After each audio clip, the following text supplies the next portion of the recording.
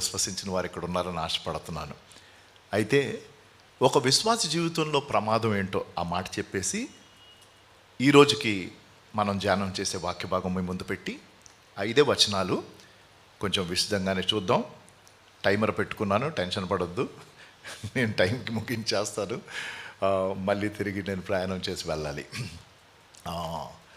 ఒక విశ్వాసి జీవితంలో అనగా రక్షణానుభవం వచ్చింది, పాపపు బంధకాల నుంచి విడిపించబడిన జీవితం అది. ఎలాగైతే సాదృశ్య రూపంగా ఇజ్రాయేలు జనాంగము ఐగుప్తు బానిసత్వం నుంచి బయటకు వచ్చారో అది ఒక symbolic way of looking at salvation కదా. రక్తం రాశారు గడప మీద, మరణదూత దాటి వెళ్ళాడు.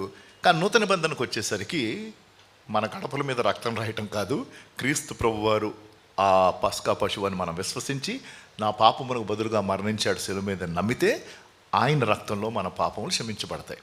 కాబట్టి ఐగుప్తు బానిసత్వం నుంచి బయటకు వచ్చాక వారు కానానులోకి వెళ్ళి ఆ దేశమును స్వాస్థ్యముగా వారు స్వతంత్రించుకోవాలి. లేకపోతే బైబిల్లో వాడబడిన పదే మాట ఏంటంటే స్వాధీనపరచుకొనుడి, ఇంగ్లీష్లో possess. Today's message is just this word possess. Go and possess what God has kept in store for you.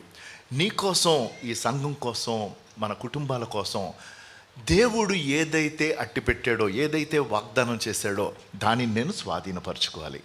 మొదటి వర్తమానం పాస్టర్ గారు లివింగ్స్టన్ గారు ఎంచుకున్న ప్రార్థన పూర్వకంగా ఇచ్చిన థీమ్ని మనం ధ్యానం చేశాం, నీవెంతైనా నమ్మదగిన దేవుడు అని. నిన్నటి దినాన ఎలీషా ఎలాగో ఏలియా అయిన తన యొక్క గురువును విడిచిపెట్టకుండా చివరి ప్రాంతం వరకు ఎలాగ వెళ్ళాడో ఒకే ఒక మాట చెప్పాడు. ఏమన్నాడు? నీ జీవముతోడు, యెహోవా జీవముతోడు నేను నిన్ను విడిచిపెట్టను. మనం కూడా తీసుకోవాల్సిన తీర్మానం అదే అన్నాను. మనం ఆయన్ని విడిచిపెట్టడానికి వీలు లేదు. కానీ ఆయన మనల్ని విడిచిపెట్టట్లేదు, నేను ఆయనను విడిచిపెట్టను అన్న తీర్మానం తీసుకున్నాను. కాబట్టి ఇప్పుడు మనం చేయాల్సిందల్లా ఏంటంటే ముందుకు వెళ్తూ దేవుడు మనకిచ్చిన ఆయుష్ను బట్టి, అదంతా మనకి తెలియదు, ఆయనకే తెలుసు. ఈ ఆయుష్ ఉన్నంతకి దేవుడు ఆశించిన ప్రాంతమునకు వెళ్ళాలి. దేవుడు అప్పచెప్పిన పని నేను చేయాలి. దేవుడు ఆశించి నాకు వాగ్దానపూర్వకంగా ఇచ్చిన ఆ యొక్క స్వాధీనపరుచుకోవలసినది నేను స్వాధీనపరచుకోవాలి. విషాదం ఏంటంటే ఇజ్రాయేలీ జనాంగం ఎవరైతే ఐగుప్తు బానిసత్వం నుంచి బయటకు వచ్చారో మనకి తెలుసు. వాళ్ళు 40 సంవత్సరాల అరణ్యంలో తిరిగారు, అక్కడే ఉండిపోయారు. మన్నా తిన్నారు, మటను తిన్నారు, అంటే మటన్ లేదనుకోండి, రైట్. కానీ అక్కడే తిరిగి అక్కడే చనిపోయారు. దానికంటే విషాదం ఉంటుందా చెప్పండి? ఆ నెక్స్ట్ తరం వాళ్ళు యెహోషువ నాయకత్వం కింద యోర్దాను దాటి అవతలకు వెళ్ళి ఆ సమృద్ధి గల దేశంలోకి వెళ్ళారు. అలాంటి విషాదం మన ఆధ్యాత్మిక జీవితంలో జరగకూడదు. రక్షణానుభవం వచ్చింది, బాగానే ఉంది. కానీ నువ్వు మళ్ళీ ఈ అరణ్యంలోనే, ఈ లోకంలోనే తిరుగుతా సంవత్సరాలు గడిపేస్తున్నావు, బాగానే ఉంది. కానీ దేవుడు ఆశించిన ఆ స్వాధీనపరుచుకునే ప్రాంతంలోకి కానీ వెళ్ళట్లేదు. ఆయన వాగ్దానం చేసింది నువ్వు సొంతం చేసుకోవట్లేదు. దానికంటే విషాదం లేదు. కాబట్టి ఆ వాక్య భాగం ఎక్కడుందో మీ ముందు పెట్టి సందర్భాన్ని క్లుప్తంగా మీకు చెప్పి, స్వాధీనపరచుకోవడానికి దేవుని యొక్క వాక్యంలో ఒక్కొక్క వచనం 5 వచనాలు చూస్తే 5 విషయాలు ఉన్నాయి అక్కడ. ఈ 5ంటిని మీకు నేను గుర్తు చేసి ఎగ్జాంపుల్స్ ఇచ్చేసి నేను ముగించేస్తాను. వాక్య భాగపు సందర్భం ద్వితీయోపదేశకాండం 10వ అధ్యాయం. మొదటి వచనం మీకు సందర్భం తెలుస్తుంది. ద్వితీయోపదేశకాండం 10వ అధ్యాయం మొదటి వచనంలో సందర్భం ఏంటంటే మోషేని దేవుడు మళ్ళీ తిరిగి ఆ కొండకి రమ్మంటున్నాడు. ఎందుకంటే ఆ మొదటి 10 ఆజ్ఞల పలకలను ఆయన ఎరగొట్టేశాడు. ఎందుకో మీకు తెలుసు. ఏమంటే సైలెంట్ అయిపోయారేంటి? ఎందుకు ఎరగొట్టాడు? సరదాగనా? చెప్పాలి గట్టిగా. ఫస్ట్ 10 ఆజ్ఞలు తీసుకొని కిందకి దిగి వస్తే సీన్ ఏంటి? ఇక్కడ ఉన్న వాళ్ళందరూ మా గురువు ఎప్పుడు వస్తాడో మాకు తెలీదు, మాకు దేవుణ్ణి తయారు చేయన్నారు. అంటే ఇప్పుడు అదంతా మనం చూడం. కానీ ఆ బంగారు దూడ దగ్గర వీళ్ళు డ్యాన్స్ చేస్తూ ఉంటే మోషేకి బీపీ వచ్చేసింది. 10 ఆజ్ఞలు ఎరగొట్టేశాడు. దేవుడు కనికరించి మళ్ళీ పిలిచాడు. వెళ్ళి ఆ 2 పలకల్లో మళ్ళీ 10 ఆజ్ఞలు తీసుకొని వస్తున్నాడు. ఈయన వచ్చినప్పుడు దేవుడు ఈ మాట చెప్తున్నాడు. 10వ అధ్యాయం మొదటి వచనంలో మీకు సందర్భం. దాని తర్వాత 11వ వచనం అనగా ద్వితీయోపదేశకాండం 10వ అధ్యాయం 11వ వచనంలో ఈ మాటలు ఉన్నాయి. మరియు యెహోవా నాతో ఇట్లనెను, ఈ ప్రజలు నేను వారికి ఇచ్చినది వారి పితరులతో ప్రమాణం చేసిన దేశంలో ప్రవేశించి స్వాధీనపరుచుకున్నట్లు నీవు లేచి వారి ముందర సాగి వెళ్ళు. ఏం చేయమని చెప్పాడు దేవుడు? స్వాధీనపరచుకోవాలి. మీ వచనం ఉంది కదా, అంత బ్రహ్మాండంగా ఉంది కదా. ఏం చేయాలి? మీ వారి పితరులతో ప్రమాణం చేసిన దేశమున ప్రవేశించి ఏం చేయి? స్వాధీనపరచుకో. రైట్. కాబట్టి వాళ్ళ వర్తమానం అంతా ఒక్క వర్డ్ మీదే మనకున్న మిగతా సమయంలో. దీని తర్వాత నెక్స్ట్ 12, 13 వచనాలు అదే అధ్యాయము. 5 మాటలు ఉన్నాయి అక్కడ. అది నేను వివరించను, ఎందుకంటే ఇప్పుడు అది నాకు సమయం కాదు. కానీ ఈ 5 చాలా కీలకం. బైబిల్ గ్రంథకర్తలు ఏమంటారంటే these are transition verses. Transition అంటే ఏంటో తెలుసా? ఒక ఫేజ్ నుంచి ఇంకో దానికి వెళ్తా ఉంటే దాన్ని ట్రాన్సిషన్ అంటారు, మూవ్ అవటం. అంటే వీళ్ళు వెళ్ళి స్వాధీనపరుచుకోక మునుపు దేవుడిచ్చిన ఆజ్ఞ మోషే ద్వారా ఈ 2 వచనాల్లో 5 ప్రాముఖ్యమైన విషయాలు ఉన్నాయి. ఈ 5 సూత్రాలు మీరు మర్చిపోవద్దు. దానిని నేను వివరించట్లేదు, కానీ ఇవి చాలా ప్రాముఖ్యం. 12, 13 వచనాలు ద్వితీయోపదేశకాండం 10వ అధ్యాయం. 11వ వచనంలో స్వాధీనపరచుకోమన్నాడు. 12, 13 వచనాల్లో ఆ 5 విషయాలు ఏంటి? కాబట్టి ఇజ్రాయేలు నీ దేవుడైన యెహోవాకు ఫస్ట్ పని, గట్టిగా చెప్పాలి, ఏం చేయాలి? భయపడాలి. నెక్స్ట్, ఆయన మార్గములన్నిట్లో నడుచుకోవాలి. 2, దాని తర్వాత ఆయనను. 3, నీ దేవుడైన యెహోవా నీ పూర్ణ మనస్సుతో నీ పూర్ణ ఆత్మతో. 4, నీకు మేలు కొరకు నేడు నీకు ఆజ్ఞాపించిన యెహోవా ఆజ్ఞలను కట్టడలను. 5. ఇప్పుడు చెప్పండి, 5 ఫింగర్సే కదా ఇది, రైట్? మొదటిది ఏంటి? భయపడకు. రెండోది ఏంటి? చెప్పాలి గట్టిగా. ఆయన మార్గంలో ఏం చేయాలి? నడవాలి. దాని తర్వాత ప్రేమించాలి. దాని తర్వాత సేవించాలి. దాని తర్వాత అనుసరించాలి. 5 సెంటర్ ఏంటి? గట్టిగా చెప్తారా? అంతేనా? 5లో సెంటర్ ఏంటి? యువతలు 2, యువతలు 2. ఈ రెండు మనం చేయాలంటే కీలకమైంది ఏంటి తెలుసా? ప్రేమించాలి. మీకు అర్థమైందా? అంటే వివరించడానికి టైం లేదు. నేను దేవునికి నిజంగా భయపడాలంటే నేను దేవుణ్ణి ప్రేమిస్తే చెప్పాలి భయపడతాను. నేను దేవుని మార్గంలో నడవాలంటే దేవుణ్ణి నేను ప్రేమిస్తే ఆయన మార్గంలో నడుస్తాను. నేను దేవుణ్ణి ప్రేమిస్తే నేను ఆయనను సేవిస్తాను. నేను దేవుణ్ణి ప్రేమిస్తే ఆయన అనుసరిస్తాను. మీకు అర్థమైందా? కాబట్టి ఈ 4 నేను చెయ్యాలంటే మధ్యలో ఏంటి? ప్రేమ. అందుకనే యేసుప్రభు వారు నూతన నిబంధన వచ్చేసరికి ఆయన సిలువ మీదకి వెళ్ళక మునుపు తన శిష్యులను పిలిచి, యోహాను 15 చూడడం అవసరం లేదు, దాని తర్వాత మీకు 5 సూత్రాలు మీ ముందు పెడతాను నెక్స్ట్ అధ్యాయంలో. నేనికను మిమ్మలను దాసులని పిలవను, ఏమని పిలుస్తా అన్నాడు? స్నేహితులను పిలుస్తాను. దాని తర్వాత ఆయన ఏమన్నాడు? మీకు నూతన ఆజ్ఞను ఇచ్చుచున్నాను. వాళ్ళకి తెలిసిన ఆజ్ఞ ఏంటి? నిన్ను వలేని. మీరు ఫిల్ ఇన్ ద బ్లాంక్స్ బాగానే చేశారు. నిన్ను వలేని పొరుగువాన్ని, అది వాళ్ళకి తెలిసిన ఆజ్ఞ. యేసుప్రభు వారు ఇచ్చిన నూతన ఆజ్ఞ ఏంటి? మీరు, నేను సైగ చేశాను, మీరు ఒకరిని ఒకరు ప్రేమించడు. ఎందుకో కూడా ఆన్సర్ ఆయన ఇచ్చాడు. ఎందుకో తెలుసా? మీరు ఈ రీతిగా ప్రేమిస్తే మీరు నా శిష్యులని ఈ లోకం తెలుసుకుంటుంది. మీకు అర్థమైందా? లోకం నిజంగా మనం దేవుని బిడ్డలను తెలుసుకోవాలంటే మనము యథార్థంగా ఒకరినొకరు ప్రేమించాలి. దేవుడు చెప్పిన ఆజ్ఞలను నేను అనుసరించాలంటే నేను నా దేవుణ్ణి ప్రేమించాలి. మీకు ఇప్పుడు అర్థమైందా ఎందుకు? మీకు ఇంకొక చిన్న ఎగ్జాంపుల్ ఇచ్చేస్తాను. యేసు ప్రభు వారు తన సంఘమును కట్టాలని ఎవరి మీద కడతా అని చెప్పాడు ఆయన? క్వశ్చన్ శిష్యుల్లో ఒకటితో చెప్పాడు. అంత క్లూ ఇవ్వాలా మీకు? రైట్. పేతురు మామూలుడా? చాలా మంచోడు. ఎందుకంటే నాకు ఆ పేరేగా పెట్టారు మా నాన్నగారు, Peter Samuel. Right. Most unpredictable fellow. ఎప్పుడు ఏం చేస్తాడో తెలియదు. చాలా కాలం ఆ పేరుకు తగినట్టుగా జీవించాను నేను. ఎప్పుడు ఏ కొంప ముంచుతానో తెలిసేది కదా మా నాన్నగారు వాళ్ళకి. రైట్. కానీ ఎందుకు ఈ మాట చెప్తున్నానంటే అంత అన్ప్రెడిక్టబుల్ అయినప్పటికీ యేసుప్రభువారు ఒకసారి చూసి చెప్పాడు. యేసుప్రభువారు ఈ పేతుర్నే చూసి సాతాను వెనక్కిపో అన్నాడు. ఈ పేతుర్నే చూసి అన్నాడు, నేను నీ మీద నా సంఘమును కడతాను. దాని తర్వాత ఆ పేతురే ముమ్మారు ఆయన ఎవరో ఎరగనని ఎప్పుడు చెప్పాడండి? ఆ ముందు రోజు నీకోసం ప్రాణం పెడతా అన్నాడు. మర్చిపోవద్దు సందర్భం. ఇవన్నీ నేను రెఫరెన్స్లు ఇస్తే తెల్లారుతుంది. రైట్? నీకోసం ఎవరు నిన్ను విడిచిపెట్టాను, నేను విడిచిపెట్టను, నేను నీకోసం ప్రాణం పెడతాను. యేసుప్రభు ఏం వార్నింగ్ ఇచ్చారు? ఈ రాత్రి నువ్వు నన్ను ఎరుగువని ముమ్మారు బొంకుతావు, ఈ లోపల కోడి కుయ్యదని చెప్పాడు. అది జరుగుతుందా? కానీ ఆ రాత్రి బొంకాడా? కానీ పశ్చాత్తాపడ్డాడు. దాని తర్వాత యోహాను 21లో చూడనవసరం లేదు, మళ్ళీ తిరిగి చేపలు పట్టడానికి వెళ్ళిపోయాడండి. తనతో పాటు ఇంకొక గ్యాంగ్ వచ్చారు, ఎందుకంటే ఈయన గ్యాంగ్ లీడర్ కదా, ఈయన లీడరు. వెళ్ళిపోయాడు. సేమ్ అనుభవం. యేసుప్రభువాన్ని వెంబడించక ముందు ఒకసారి అయింది అనుభవం. రాత్రి అంతా చేపలు పట్టడానికి వెళ్ళారు, ఒక చేప దొరకలేదు. తెల్లవారుజామున వలలు కడుక్కుంటూ ఉన్నారు. యేసుప్రభువారు లోపలికి వెళ్ళాను, చేపల కోసం వలయమన్నాడు. అది ఇంకో సందర్భం. Same experience. అప్పుడు యేసుప్రభువారు మళ్ళీ వలయమన్నారు, విస్తారమైన చేపలు పడ్డాయి.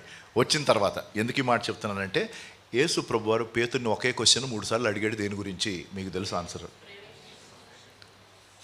పేతురు, నువ్వు వీటికంటే నన్ను ఎక్కువ ప్రేమిస్తావు 3 సార్లు. అది ఇంకో వర్తమానం అవుతుంది. ఎందుకు అంటే దేవునికి కీలకమైనది ఒకటేనండి, మనం ఆయనను యథార్థంగా ప్రేమిస్తున్నామా లేదా. That is the only measure. That is what God sees and that is what God express from your life and my life. దేవుని యొక్క ఆశ ఏంటంటే మనం ఆయనను పూర్ణ హృదయంతో, పూర్ణ ఆత్మతో, పూర్ణ బలముతో ఆయనను ప్రేమించాలి. నువ్వు యథార్థంగా దేవుణ్ణి ప్రేమిస్తే నువ్వు ఆయన కోసం ఏమైనా చేస్తావు. ఏమండి, లోకరీత్యా ఉన్న ప్రేమను దేవుని ప్రేమతో పోల్చకూడదు. అది సబబు కాదు. ఎందుకంటే అది అగాపే ప్రేమ. దేవుడు మన పట్ల చూపించే ప్రేమ అగాపే ప్రేమ. అంటే ఏ అర్హత లేని వారిని ఆయన ప్రేమిస్తాడు. రైట్? కానీ ఆయన నిశ్చరితగా నిన్ను నన్ను ప్రేమించి ఆ ప్రేమకు సాదృశ్యంగా తన ప్రాణమును పెట్టాడే. మరి అటువంటప్పుడు మనం ఆయనను అన్నిటికంటే ఎక్కువగా ప్రేమించాలా? ఈ రాత్రి ఒకసారి ప్రశ్నించుకోండి. అన్నిటికంటే ఎక్కువ నువ్వు దేవుణ్ణి ప్రేమిస్తున్నావా? యథార్థంగా ప్రేమిస్తే ఆయన చెప్పిన పని నువ్వు చేస్తావు. ఇది బ్యాక్గ్రౌండ్గా మీకు చెప్పి, ఇప్పుడు మనం వేసుకోవలసిన ప్రశ్న, లేకపోతే మన ఎదుట నేను పెట్టబోయే వాక్య భాగం ద్వారా మనకి దేవుడు అర్థం చేయించేది ఏంటంటే, స్వాధీనపరచుకోమని చెప్పాడు. కానీ వాక్యానుసారంగా ఎలా స్వాధీనపరచుకోవచ్చు కూడా దేవుని వాక్యం ద్వారా మనం నేర్చుకోవచ్చు. 10వ అధ్యాయం ద్వితీయోపదేశకాండంలో 11వ వచనం మీరు వెళ్ళి స్వాధీనపరచుకోండి అన్నాడు. రైట్? బాగానే ఉంది. మోషే నన్ను వారి ముందు నడువు అని చెప్పాడు. మీరు వెళ్ళి నేను ఇస్తున్న దేశం స్వాధీనపరచుకో. అయితే 12వ అధ్యాయం వచ్చేసరికి 11వ అధ్యాయం, అది 10వ అధ్యాయం, ద్వితీయోపదేశకాండం 11వ అధ్యాయంకి వచ్చేసరికి అక్కడ ఇవాళ మనం ధ్యానం చేసే మిగతా టైంలో 5 వచనాలు ఏంటంటే, ద్వితీయోపదేశ కాండము 11వ అధ్యాయము 8, 9, 10, 11, 12 5 వచనాలు అంతే. హ్యాపీయా? 5 వచనాలు. మీరు ఆలోచించే లోపల అయిపోద్ది. 5 వచనాల్లో 5 ప్రాముఖ్యమైన సూత్రాలు ఉన్నాయి. దేనికో చెప్పాలా? స్వాధీనపరచుకోవడానికి దేవుడిచ్చిన ఆదేశాలు, లేకపోతే దేవుడు పెట్టిన principles. 5 principles, if you understand clearly, if we go verse by verse, there are 5 principles that will help you understand how you and I as God's children can go and possess that which God has promised to give you. అంతే.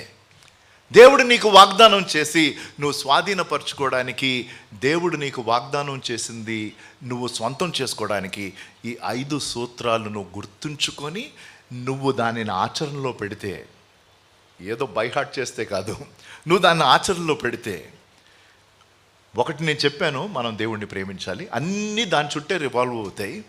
మనం దేవుణ్ణి ప్రేమిస్తే మనం ఆయన మాటలకు విధేయత చూపిస్తాం. అంతేగా యేసుప్రభువు చెప్పిన మాటలు, మీరు నన్ను ప్రేమిస్తున్నారు అంటే దానికి సూచన ఏంటో తెలుసా, రుజువేంటో తెలుసా? మనం ఆయన మాటలను గైకొంటాం. ఒకడు నన్ను ప్రేమించిన ఎడ్లా, ఇది యేసుప్రభువు చెప్పిన మాటలు, ఒకడు నన్ను ప్రేమించిన ఎడ్లా వాడు నా ఆజ్ఞలను గైకొన్ను. నేను ఆయన మాటలు స్వీకరించట్లేదు అంటే ఆయన మాటకు నేను విధేయత చూపించట్లేదు అంటే నేనేదో నోటితో ప్రేమిస్తున్నాను అంటున్నాను కానీ వాస్తవానికి ప్రేమించట్లా. మీకు ఒక చిన్న సాదృశ్యం చెప్తాను. ఇది నేనే కల్పించుకున్న కథ. మళ్ళీ చెప్తున్నాను, ఈయన ఎవరో పీటర్ శామ్యూల్ అంటే వచ్చి చెప్పాడంటే ఏదో చెప్పేసాడండి అనబాకండి. నేనే ఓపెన్గా చెప్తున్నా, ఇది ఒక కల్పించుకున్న కథ. కానీ ఈ కథలో నుంచి కూడా, లేకపోతే ఈ కల్పితమైన స్టోరీ బట్టి ఒక ప్రాముఖ్యమైన సత్యం మనకి అర్థమవుతుంది. అదేంటంటే, నాకంటే ఎక్కువ నా దేవుడికి ఖచ్చితంగా తెలుసు, మనకి దేవుడి కంటే ఎక్కువ తెలియదు అన్నది మనకు అర్థమవుతుంది. ఇక్కడ ఎవరైనా మిమ్మల్ని అడిగితే సరిపోద్ది, పీటర్ అన్న పేరున్న వాళ్ళు ఎవరైనా ఉన్నారా? Praise God. ఎందుకు అంటే పీటర్ మీదే జోక్ వేసుకుందామని, అంతే. ఆ పేరు ఇంకోళ్ళు పెట్టుకోకూడదని కాదు, ఎందుకంటే కామన్ నేమ్ కాబట్టి. యేసుప్రభు వారి శిష్యుల్లో పేతురు ఒకడున్నాడు కాబట్టి, నా పేరు కూడా పీటర్ కాబట్టి, పీటర్ అన్న పేరు ఎవరు లేకపోతే ఆయన మీదే జోక్ వేస్తే బాగుంటుందని. ఒకరోజంట, మళ్ళీ ఇది కల్పితం కానీ ఇందులోని పాఠం మీరు తెలుసుకుంటే సరిపోద్ది. తర్వాత 5 సూత్రాలు చూద్దాం. ఒకరోజంట యేసుప్రభు వారు నడుచుకుంటా వెళ్తున్నాడు శిష్యులతో పాటు. అది వాస్తవమే, ఎందుకంటే ఆయన ఎప్పుడు నడిచాడు, అవునా? కావాలంటే ఎప్పుడైనా బోట్ ఎక్కాడు, ఒక ఏమన్నా ఒక రివర్ దాటాలన్నా, ఒక సీ దాటాలన్నా.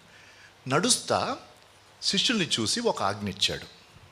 ఆజ్ఞ ఏంటంటే, మీరు మోయగలిగిన రాయి ఒక్కొక్కళ్ళు మోయండి అన్నాడు. ఏమన్నాడు చెప్పాలండి గట్టిగా.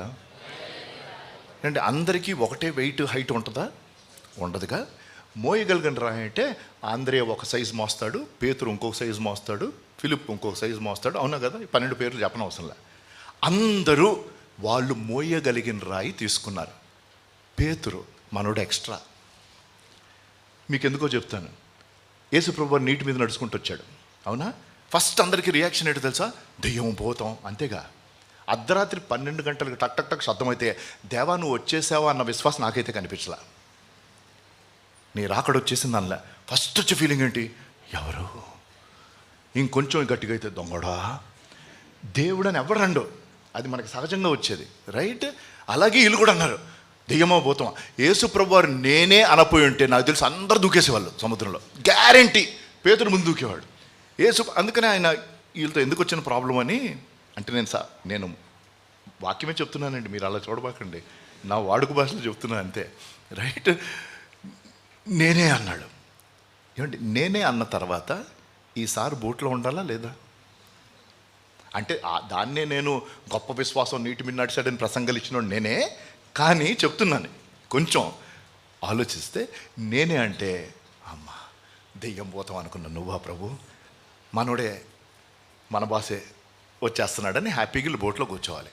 పేతురు ఎక్స్ట్రా, నువ్వే అయితే. మీరు చదవండి వాక్యం, ఆయన అప్పుడే చెప్పాడుగా నేనే అని. మీరు చదవండి, అంటే ఇప్పుడు చూడదు, చదవద్దు. నువ్వే అయితే, నేనే అని చెప్పాక నువ్వే అయితేనా, నీ దగ్గర రావడానికి నాకు సెలవి అన్నాడు. ఓ సరదా పడుతున్నావు కదా, రా అన్నాడు. మీకు అర్థమైందా? పేతురు ఎప్పుడు చెప్పింది చేయడు, సారికి కొంచెం ఎక్స్ట్రా. సో కాబట్టి ఇప్పుడు ఆ కథకి వెళ్దాం. నేను కల్పించిన కథ. ప్రతి ఒక్కరు వాళ్ళు మోయగలిగిన రాయి మోసారు. పేతురేమో చిన్న రాయి తీసుకున్నాడు. అంటే అది విధేయత చూపించినట్ట చెప్పాలి. మోయగలిగిన రాయి మోస్తే విధేయత, ఏదో ఒక రాయి మోస్తే అది 50% అన్నమాట. 90% obedience is also not obedience in the sight of God. నువ్వు 90% విధేయత చూపించినా దేవుని దృష్టిలో విధేయత కాదు. విధేయత అంటే 100%. సరే, కొంచెం దూరం వెళ్ళంగానే యేసుప్రభు వాళ్ళని చూసి, పాపం చాలాసేపు నుంచి మీరు నడుస్తున్నారు, మీరు మోస్తున్న ఒక్కొక్క రాయి ఉంది కదా, అది రొట్టెలో ఉనుగాక అన్నాడు.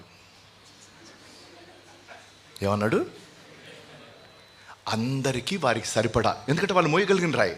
పేతురికి మీకు అర్థమైందా? ఆ దినాల్లో ఎవడో పంచుకోలే, ఈ దినాల్లో కూడా ఎవడో పంచిపెట్టడు. ఎవరి కాళ్ళు వాళ్ళు రొట్టె తినేశారు. పేతురికి ఇంత మొక్కే. ఏమండి, ఇప్పుడు మీకు ఒక ప్రశ్న. ఒకసారి దేవుడు ఇక్కడి నుంచి చెప్తే బాగోదు, ఒక జలకాయ ఇస్తే నెక్స్ట్ టైంకి జాగ్రత్త పడాలా?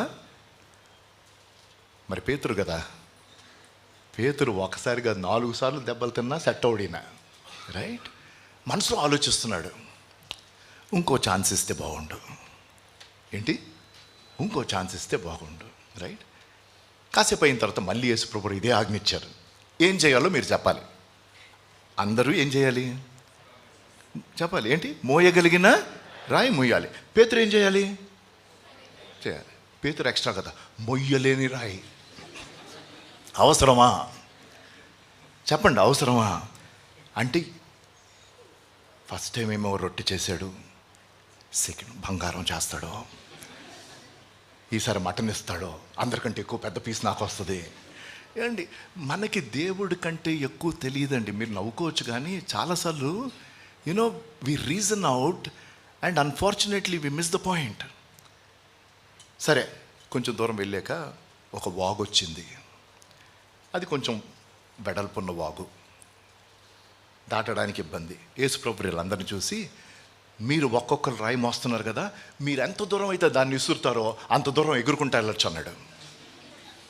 ఇప్పుడు ఏమైంది చెప్పాలి. ప్రతి ఒక్కరు, పేతురేమో వేసి అది అక్కడే పడింది, కాలువలో పడ్డాడు, వాగులో పడ్డాడు. ఇప్పటికైనా బుద్ధి రావాలా? పేతురు సార్, నేను అదే, నాకెన్ని దెబ్బలో మాట వినలే. నేను చెప్పాను కదా నా స్టోరీ. ఇప్పుడు మనసులో అనుకుంటున్నాడు, దేవా ఇంకొక ఛాన్స్ ఇవ్వయ్యా, ఇంకొక ఛాన్స్. రైట్? నెక్స్ట్ టైము కొంచెం ఆజ్ఞ మార్చాడు ఈయన. ఆజ్ఞ ఏమన్నాడంటే, మీరు మొయ్యగలిగిన 2 రాళ్ళు మొయ్యండి అన్నాడు. ఏమండి, ఏం చేయాలి చెప్పండి?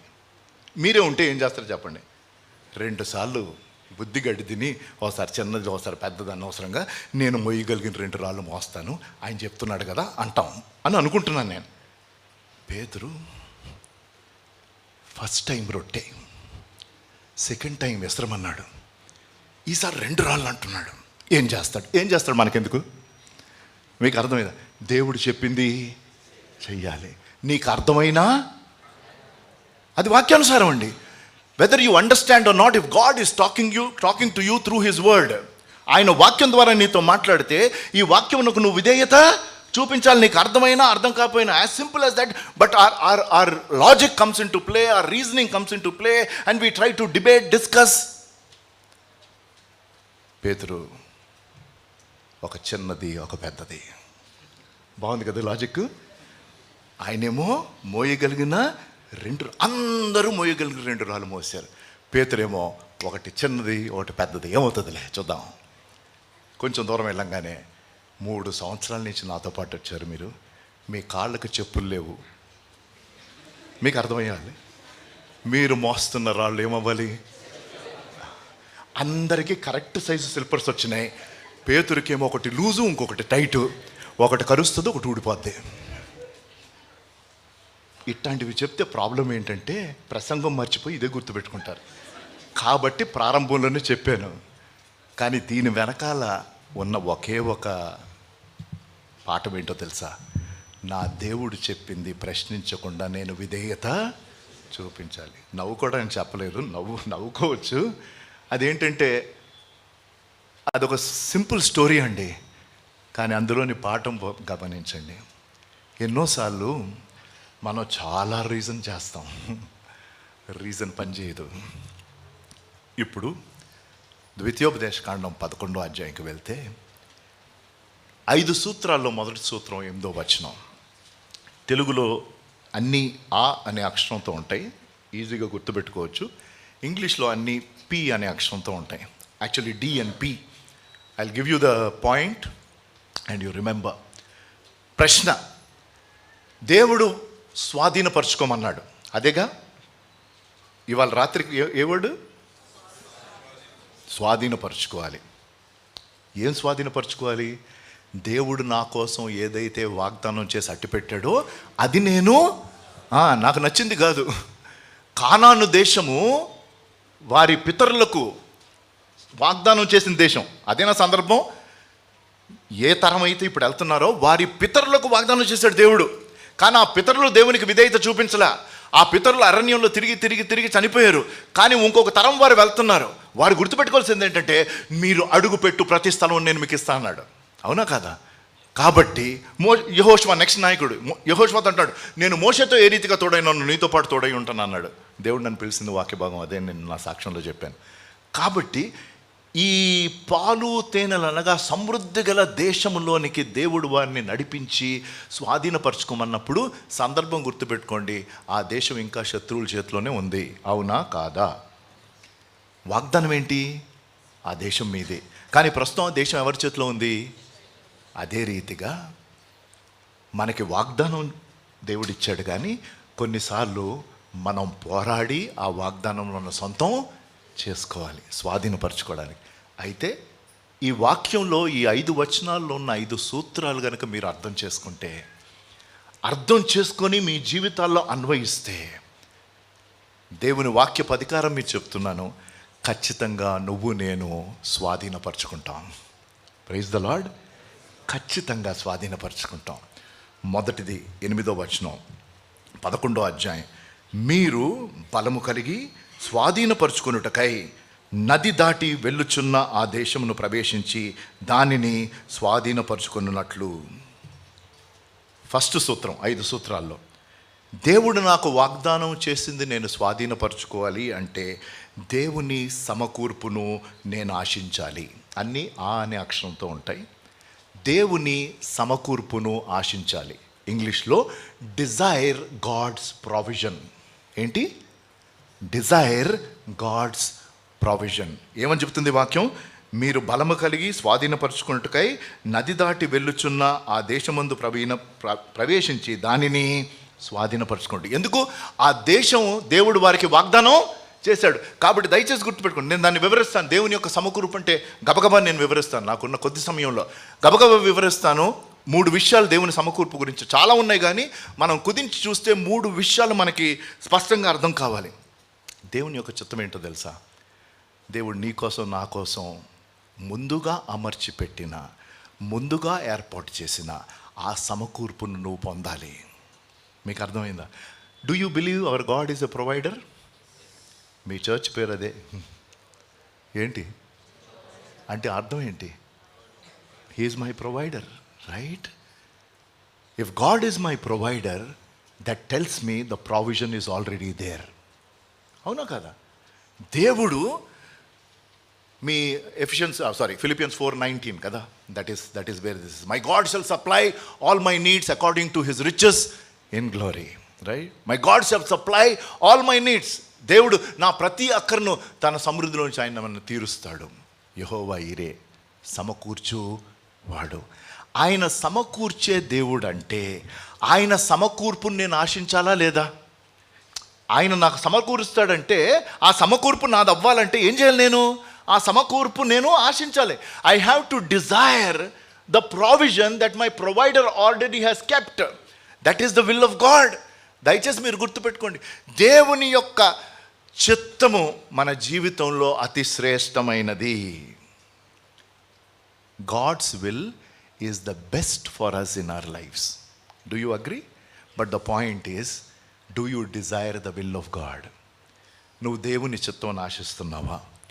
మీకు మొన్న నేను మా వైఫ్ టెస్టిమనీ చెప్తానన్నాను పెళ్లి గురించి. దాని తర్వాత ఇంకెక్కడికో వెళ్ళిపోయాను నేను. ఇప్పుడు చెప్తాను ఒక 2 నిమిషాల్లో.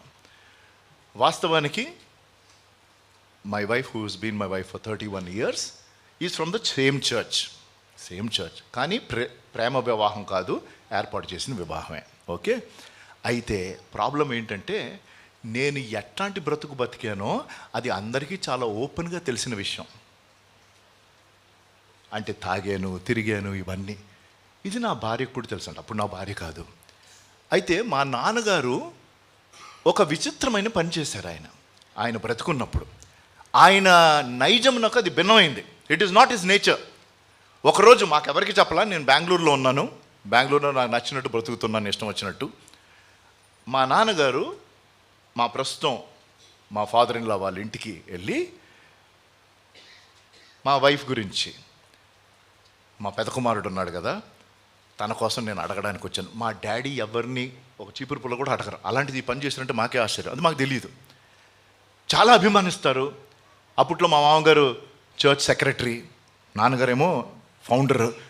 మరి ఫౌండరే వచ్చాడు ఇంటికి. ప్లస్ మా వైఫ్ ఏమో డాడీ మా నాన్నగారు ఉన్నప్పుడు సండే స్కూల్లో టీచర్.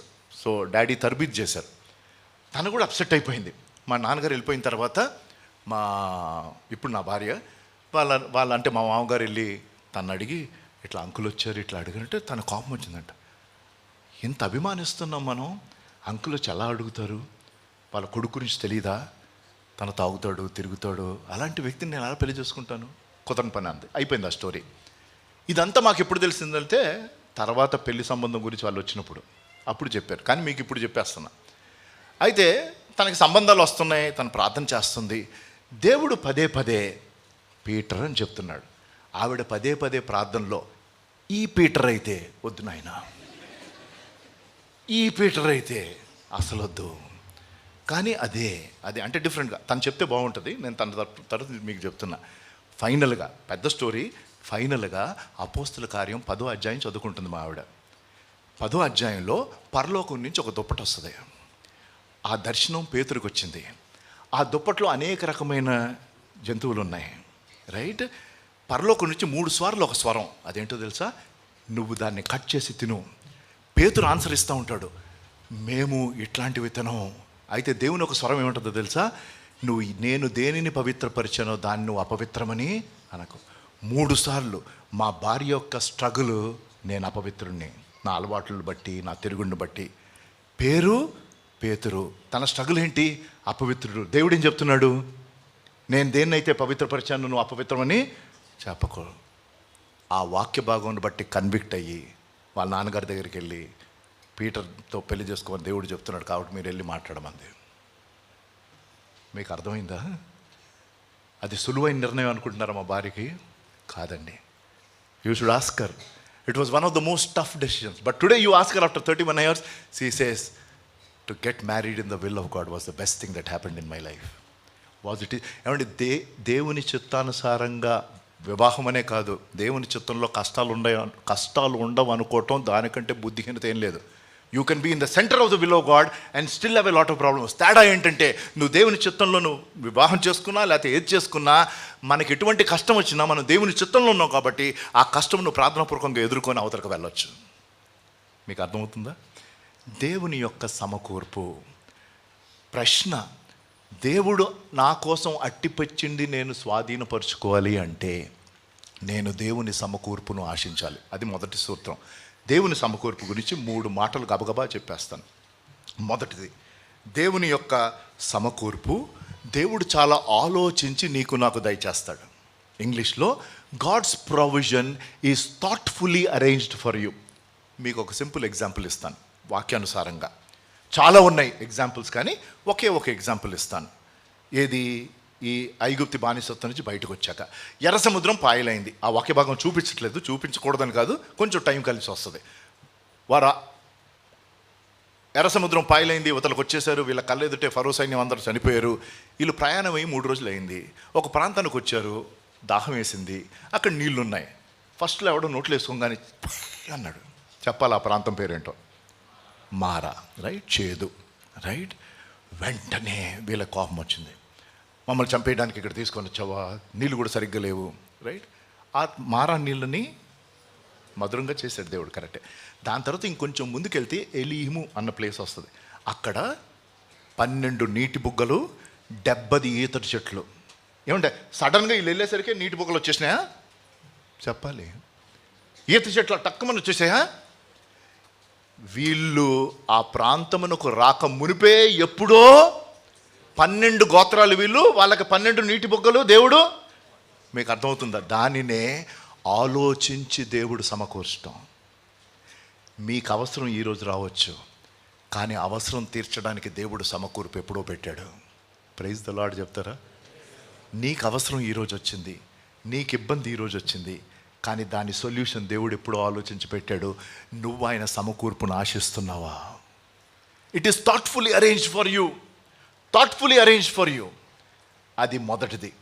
రెండవది, దేవుని యొక్క సమకూర్పు టైంకి దేవుడు నీకు అందిస్తాడు. జొమాటో అయినా, స్విగ్గీ అయినా, ర్యాపిడో అయినా లేట్ అవుతుంది. చివరికి మనం పిలుస్తున్న క్యాబ్ కూడా లేట్ అవ్వచ్చు. కానీ దేవుని యొక్క సమకూర్పు నీకు సకాలానికి దేవుడు దయచేస్తాడు. టైమ్లీగా దేవుడు నీకు దయచేస్తాడు. బైబిల్లో అనేక సాదృశ్యాలు. ఒక సాదృశ్యం, ఎందుకంటే సమకూర్పు గురించి ఆలోచిస్తున్నాం కాబట్టి, జెహోవా జైరా మై ప్రొవైడర్ కాబట్టి అబ్రహాము ఇస్సాకును తీసుకొని బలి ఇవ్వడానికి వెళ్ళాడు. మీకు తెలుసు, కత్తెత్తి ఇలా కత్తి ఇస్సాకు మీదకి వచ్చేసరికి ఆగమని దేవుని యొక్క స్వరం. వెనకాల తిరిగి చూస్తే ఏముంది చెప్పాలి? ఆ పొదలలో గొర్రెపిల్ల. సడన్గా గొర్రెపిల్ల వచ్చేసింది అక్కడికి. చెప్పాలి, టైంకి దేవుడు ఆ గొర్రెపిల్లను అక్కడ పెట్టాడు. మీకు అర్థమవుతుందా? దేవుని యొక్క సమకూర్పు మొదటిది, ఆలోచించి నీకు ఇస్తాడు. దేవుని యొక్క సమకూర్పు నీకు సమయానికి ఇస్తాడు. మూడవది, అతి ప్రాముఖ్యమైన, అన్ని ప్రాముఖ్యమే, మూడవది, దేవుని యొక్క సమకూర్పు మనకి సంపూర్ణంగా సరిపోద్ది. దేవుడు నీకు సమకూర్చి ఇస్తే నీకు సంపూర్ణంగా సరిపోద్ది. అది 5 రొట్టెలు 2 చేపలు అనుకోండి, లేకపోతే పేతురుతో ట్యాక్స్ కట్టే ప్రాబ్లం వచ్చినప్పుడు ఒక చేప పట్టమన్నాడు, అందులోంచి కాయిన్ వచ్చింది, కైజర్కి ఇవ్వు, దేవునికి ఇవ్వమని చెప్పాడు. దేవుని యొక్క సమకూర్పు నీకు సంపూర్ణంగా సరిపోద్ది. నీ అంతట నువ్వు ఎంత సమకూర్చుకున్నా అది మనకు సరిపోదు. దేవుడు సమకూర్చిస్తే నీకు సరిపోద్ది. కాబట్టి అది మొదటి సూత్రం. 5 సూత్రాల్లో ఒకటి అయిపోయింది, ఇంకో 4 మీరు ఆలోచించేలోపు అయిపోద్ది. రైట్? మొదట చెప్పండి మీరు ఇప్పుడు. స్వాధీనపరచుకోవాలంటే, దానికే జవాబుగా, స్వాధీనపరచుకోవాలంటే నేను చేయాల్సిన మొదటి ఏంటి? దేవుని సమకూర్పును, ఆన్సర్ ఇవ్వండి, ఆశించాలి. Dzire is a strong word అండి, అవునా కదా? నీతి కొరకు చెప్పాలి, ఆకలి దప్పులు గలవాడు ధన్యుడు, అట్టివారు తృప్తిపరచబడతారు. Right? If you hunger and thirst for righteousness, God's word says that you will be satisfied. అదే రీతిగా దేవుని యొక్క సమకూర్పు. ఒక సమస్య వస్తే ఈ ప్రార్థన చేయండి, ప్రభువా ఈ ప్రాబ్లంని సాల్వ్ చేసే శక్తి మాకు లేదు, దానికి కావలసిన వనరులు మా దగ్గర లేవు, వాస్తవానికి మా దగ్గర అసలు ఏమీ లేదు అయ్యా, కానీ నీకు అసాధ్యమైంది ఏది లేదు. ఈ సమస్య నాకు ఇది ఒక పెద్ద సమస్య ఈరోజు, కానీ నువ్వు ఈ సమస్యకు పరిష్కారం ఎప్పుడో సమకూర్చి పెట్టావు. ఆ సమకూర్పు నాకు చూపించు, ఆ సమకూర్పు నాకు దయచేయి. ఇప్పుడు మా కుటుంబంలో జరిగింది, మొన్న నేను చెప్పాను, మా తమ్ముడికి బ్లడ్ క్యాన్సర్ చెప్పాను కదా మీకు, రైట్? అది రిలాప్స్ అయ్యింది. నేనేమో first time blood cancer detect అయినప్పుడు గుంటూరులో ఒక యూత్ మీటింగ్ మాట్లాడుతానని చెప్పాను. ఒక క్యాన్సర్ పేషెంట్ దేవుడు నాకు చూపించాడు, ప్రార్థన చేయమన్నారు. నేను అదే దాన్ని వాగ్దానంగా తీసుకున్నాను. ఆవిడ స్వస్థపడుతుందంటే, ప్రభువా నువ్వు నా తమ్ముడిని స్వస్థపరుస్తావు అన్నాను. ఐసీయూ నుంచి బయటకు వచ్చాడు, కీమోస్ అయిపోయినాయి, కానీ 1 సంవత్సరం అయ్యేసరికి రిలాప్స్ అన్నారు. రిలాప్స్ అంటే ఇంకా 99% సర్వైవ్ అవ్వరు అన్నారు. రిలాప్స్కి ఇప్పటి వరకు, భవిష్యత్తులో మరి ఏమవుతుందో తెలియదు, కానీ బ్లడ్ క్యాన్సర్ పేషెంట్స్కి రిలాప్స్ అయితే ప్రపంచ నలుమూలలో ఒకే ఒక ఏమనాలి రెమెడీ ఏంటంటే బోన్ మ్యారో ట్రాన్స్ప్లాంట్ చేయాలి. బోన్ మ్యారో ట్రాన్స్ప్లాంట్ అది సహజంగా ఆ వ్యక్తికి ఉన్న రక్త సంబంధీకులది మ్యాచ్ అవుతుంది అంటారు. తల్లిదండ్రులు లేరు, ప్రభు సన్నిధికి హెచ్చింపబడ్డారు. కాబట్టి పెద్దోడు నేను, నా తర్వాత చెల్లి, తమ్ముడు 3వవాడు. సో ఫస్ట్ నేను వెళ్ళాను, నా బ్లడ్ టెస్ట్ అని కాదు, బ్లడ్ టెస్ట్ ఇచ్చాం, కానీ వాళ్ళు కంప్లీట్ దాని DNA ఏదో చేస్తారు. ఒక వారం రోజులు అవుతుంది దాని రిపోర్ట్ రావడానికి. మేము ఒకటే ప్రార్థన చేస్తున్నాం, దేవా నాది మ్యాచ్ అవ్వాలి, 100% మ్యాచ్ ఉండాలి. 100% మ్యాచ్ అయితే ట్రాన్స్ప్లాంట్ బాగా జరుగుతుందని మెడికల్గా చెప్తారు. నాది 50% మ్యాచ్ అయింది. డాక్టర్స్ అన్నారు కుదరదు. మా చెల్లి వచ్చింది, తన మణిపాల్లో ఉంటుంది, తన బ్లడ్ టెస్ట్ అయ్యింది, తనది 50%. ఇప్పుడు అసలు ఇంకా హోప్ లేదు. డాక్టర్ని అడిగితే బెంగళూరులో, చెన్నైలో 2 ఆర్గనైజేషన్స్ ఉన్నాయి. వాళ్ళు ఇట్లా బోన్ మ్యారో ట్రాన్స్ప్లాంట్కి ఇష్టమైన వాళ్ళకి డేటా ఉంటుంది వాళ్ళ దగ్గర, కాబట్టి మీ తమ్ముడి యొక్క రిపోర్ట్ని రన్ చేస్తారు వాళ్ళు. ఆ మ్యాచ్ ఏదైనా దొరికితే మీ లక్, డాక్టర్స్ అంతే అంటారుగా, లక్ అంటారు, మనమేమో దేవుని యొక్క చిత్తం అంటాం, దేవుని యొక్క సమకూర్పు అంటాం. అదేదైనా మ్యాచ్ అయితే మరి మన విశ్వాసం ఎట్లా ఉంటుంది? నేను ఆ వెబ్సైట్కి వెళ్ళి చూసా, ఏంటి ఎంతమంది డోనర్స్ ఉన్నారు?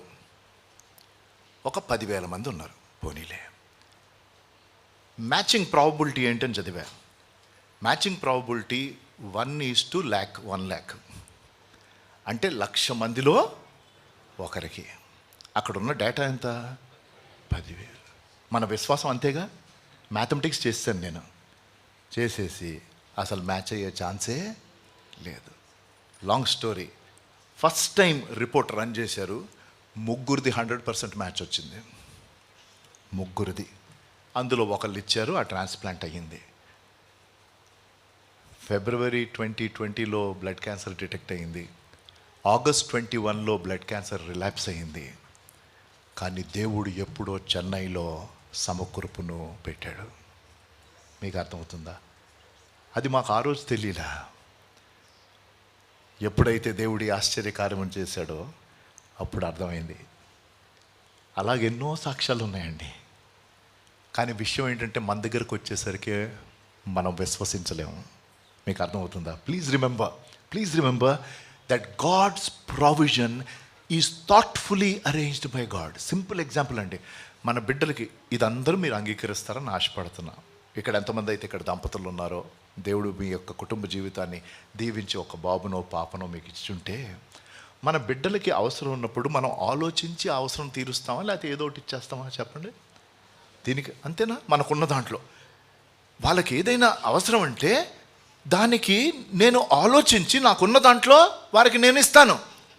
అంటే ఈ లోకరీత్యా తల్లిదండ్రులే బిడ్డల యొక్క అవసరత గురించి ఆలోచించిస్తే పరలోకముందున్న ఆ తండ్రి అనాలోచితంగా ఇస్తాడా? ఎందుకు మనకి ఇది అర్థం కాదు? God always things and he provides. Okay, that is the first principle. అది 8వ వచనం, ద్వితీయోపదేశకాండం 11:8. ద్వితీయోపదేశకాండం 11:9వ వచనం. 5 వచనాలే అన్నాను కదా, రెండు వచనాలకు వచ్చేసాం. 9వ వచనం, యెహోవా వారికి వారి సంతానముకు దయచేసేదనని మీ పితరులతో ప్రమాణం చేసిన దేశమును. దాని తర్వాత మిగతాది మీరు చదివేసుకోండి. 2వ సూత్రం. మొదటి సూత్రం ఏంటి? దేవుని చెప్పాలి, దేవుని సమకూర్పును ఆశించాలి. దేనికోసం? స్వాధీనపరచుకోవాలంటే, దేవుడు వాగ్దానం చేసిన స్వాధీనం. రెండవది, దేవుని యొక్క వాగ్దానాల మీద ఆధారపడాలి. అన్ని అనే అక్షరం అన్నా, సమకూర్పును ఏం చేయి? ఆశించు. వాగ్దానాల మీద ఆధారపడు. ఎందుకు? మన థీమ్ వాగ్దానం చేసిన దేవుడు. Praise God. వాగ్దానం చేసిన దేవుడు నమ్మదగిన వాడు. కాబట్టి నువ్వు నేను ఆయన స్వాధీనపరుచుకోవడానికి ఆయన ఏదైతే మన కోసం సమకూర్చి అమర్చి పెట్టాడో, ఆలోచించి పెట్టాడో, దానికి తగిన వాగ్దానమును ఆయన ఇచ్చాడు. ఆ వాగ్దానమును నువ్వు నేను స్వంతం చేసుకోవాలి. ఒక చక్కని వచనం ఉంటుందండి వాగ్దానాల గురించి నూతన నిబంధనలో. కొరింథీయులకు రాసిన 2వ పత్రిక 1వ అధ్యాయము 20వ వచనంలో, కొరింథీయులకు రాసిన 2వ పత్రిక 1వ అధ్యాయం 20వ వచనంలో, దేవుని వాగ్దానాలు అన్నీయు అని ఉంటుంది, కొన్ని కాదు. కొరింథీయులకు రాసిన 2వ పత్రిక 1వ అధ్యాయం 20వ వచనం, దేవుని వాగ్దానాలు అన్నీయు ఏంటి? అన్నీయు క్రీస్తు యేసునందు అవునట్లుగా ఉన్నాయి. దాన్ని బట్టి దేవునికి మహిమ కలుగును గాక. దేవుడు వాగ్దానం చేసినవన్నీయు క్రీస్తు యేసునందు అవును, ఆమెన్. All the promises, ఇంగ్లీష్లో ఉంటుంది, all the promises of God are yes and amen in the name of Jesus Christ. But the point is, are you depending on the promises of God? నా జీవితాన్ని మొత్తం నేను పాడు చేసేసుకొని నాగిటి మీద చెయ్యి వేసి వెనక్కి తిరిగి 8 సంవత్సరాలు బ్యాక్ స్లిడన్ లైఫ్లో జీవించి దేవుని నామమునకు అవమానం తెచ్చి, కుటుంబమునకు అవమానం తెచ్చి, చివరికి మా నాన్నగారు నా గురించి బాధపడి నేను అనుకునేది, ఇప్పుడు అంటాం దేవుని చిత్తం, నువ్వు సేవలోకి రావాలంటే దేవుడు ఆయన్ని పిలుచుకున్నాడు. కానీ ఆ రోజు అది దేవుని చిత్తం అని అర్థం చేసుకునే పరిస్థితులు ఎవరూ లేవు. నేను ఫ్రాడ్ చేశాను, అది ఆయన తట్టుకోలేక గుండాకి చనిపోయాడు, అంతే. ఇప్పుడు 31 సంవత్సరాల తర్వాత దేవుని ప్రణాళిక అంటున్నాం, అది వేరే విషయం. అయితే దేవుడు నాకు వివాహం అయిన తర్వాత నేను మా భార్య మా డైలీ ఫ్యామిలీ ప్రేయర్లో భార్యాభర్తలుగా ప్రేయర్ చేసుకుంటూ బిడ్డలు పుట్టక మునుపు దేవుడు పలు వాగ్దానాలు ఇచ్చాడు. అందులో ఒకటి ఆమోస్ నుంచి వచనం మీకు చెప్పట్లే, టైం కలిసి వస్తుందని. మిడతలు తినివేసిన సంవత్సరములు, యోవేలు గ్రంథం, మిడతలు తినివేసిన సంవత్సరాలు నేను నీకు తిరిగి ఇస్తాను. మాకు అర్థం కాల ఎలా ఇస్తాడో. ఉద్యోగం లేదు, ఇవన్నీ లేవు, కానీ దేవుడు ఆశ్చర్యకరంగా ఒక్కొక్క ఉద్యోగం నుంచి ఇంకొక ఉద్యోగం తీసుకొని వెళ్ళి లోకరీత్యా ఆధ్యాత్మికంగా సంఘమును దీవించాడు, సంఘపు సరిహద్దులను విశాలపరిచాడు. సంఘం ప్రతి వారం పెరుగుతూనే ఉంటుంది. అది ఒకవైపు. మరొక వైపు లోకరీత్యా ఆర్థికంగా ఆయన ఎంతగా దీవించాడంటే అది నా ఊహకు మించినది. ప్రతిరోజు మేము దేవునికి వందనం చెల్లించేది, దేవా అసలు దీనికి మేము అర్హులం కాదు, నువ్వు ఏంటయ్యా ఏ రీతిగా దీవించావు. దాన్ని బట్టి ఇంకొక పెద్ద సవాల్ ఏంటో తెలుసా? ఇంకా జాగ్రత్తగా గృహ నిర్వాహకత్వాన్ని వహించుకోవాలి. అవునా కదా? నువ్వు కొంచెంలో నమ్మకం ఉంటే మరికొంచెం ఇస్తాడు, మరికొంచెం ఇస్తే ఆ కొంచెం ఇంకా పెరుగుతూ ఉంటే ఇంకా జాగ్రత్తగా గృహ నిర్వాహకత్వాన్ని మనం వహించాలి. ఎందుకు? ఎప్పటికీ ఓనర్ ఆయనే, దయచేసి మర్చిపోవద్దు. మనం ఎవ్వరం ఓనర్స్ కాదు. చివరికి మన యొక్క సొంత దేహం కూడా. దేవుని వాక్యం ఏం చెప్తుంది?